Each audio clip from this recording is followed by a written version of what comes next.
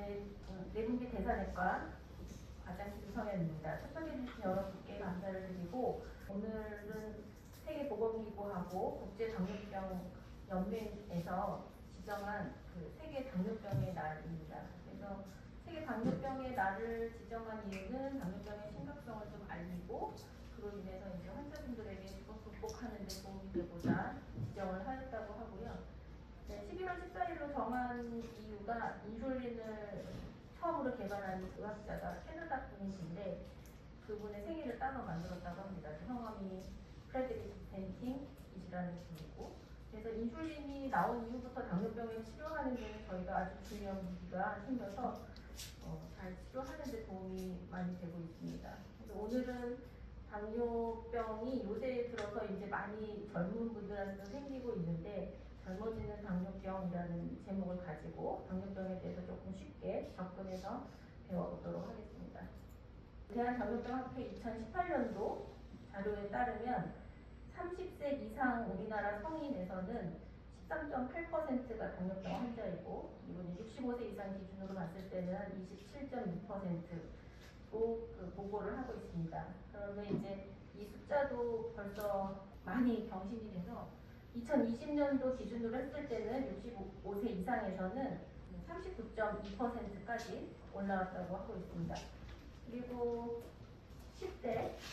10대에서도 당뇨병의 유병률이 지금 증가하고 있는 추세입니다.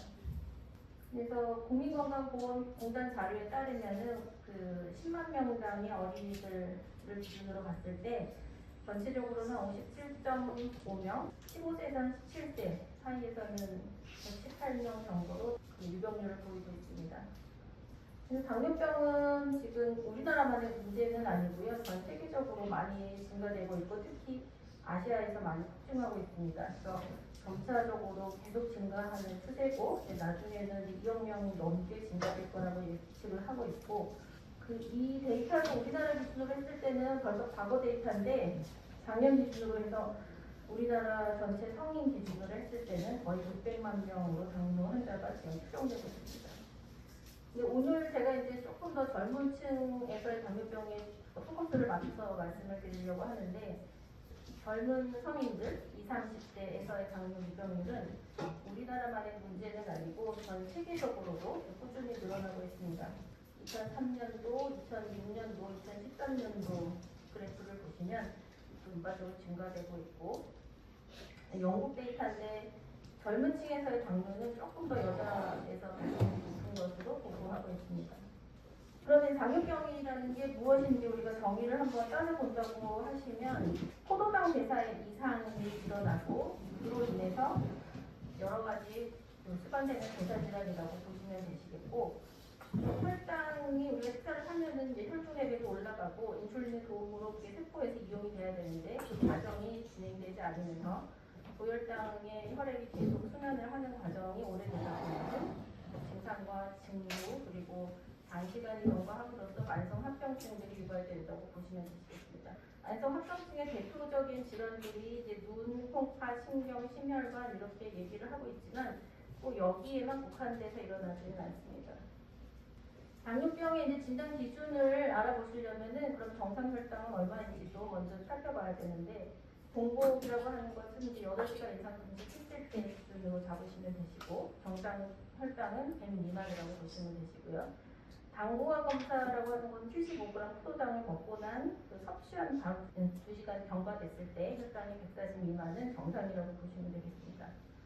그리고 당월색소 기준으로 했을 때는 한 4.0에서 5.6까지 그 정도 퍼센테이지가 정상 범위라고 보시면 되시고 당뇨는 이제 공복인 상태에서도 혈당이 126이 넘거나 당부화 검사를 했을 때 2시간이 경과됐는데도 200이 넘거나 아니면은 당뇨에 특별한 증상이 있으면서 식사와 상관없이 혈당을 측정했을 때 200이 넘을 경우 당화색소가 6.5가 넘을 경우는 당뇨병으로 현재 진단을 하고 있습니다. 그래서 이 모든 것을 동시에 만족할 필요는 없고 어느 한 가지라도 걸리면 당뇨병이라고 진단을 하게 됩니다.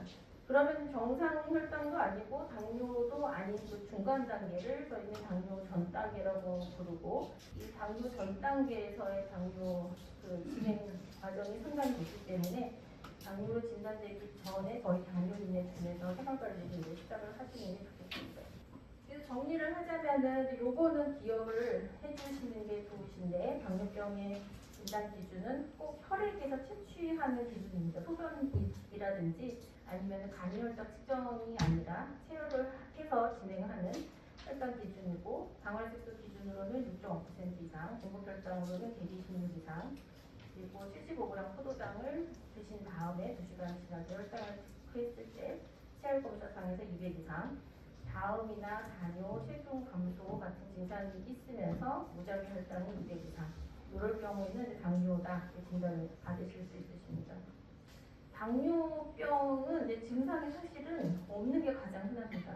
환자분들도 오셔서 아무 증상도 없는데 당뇨가 있다라고 해서 이렇게 받아들이기 어렵다 하시는 분들도 이제 간혹 보시는데 증상이 당뇨에 의한 증상이 나타나려고 하면 혈당 자체가 3, 400 정도가 유지되는 그 시간이 몇 달은 지속돼야 증상이 좀 나타날 수 있고 대다수에서는 증상이 없을 수가 많습니다. 그리고 당뇨병의 이제 전형적인 증상이라고 보시면 물을 많이 드시거나 화장실을 자주 가시거나 그리고 밤에도 여러 번 화장실을 가신다든지 체중이 빠지고 그리고 감염이 잘 걸리고 피로감을 느끼시거나 시력이 떨어지시거나 이런 것들이 증상에 해당된다고 보시면 되시겠습니다.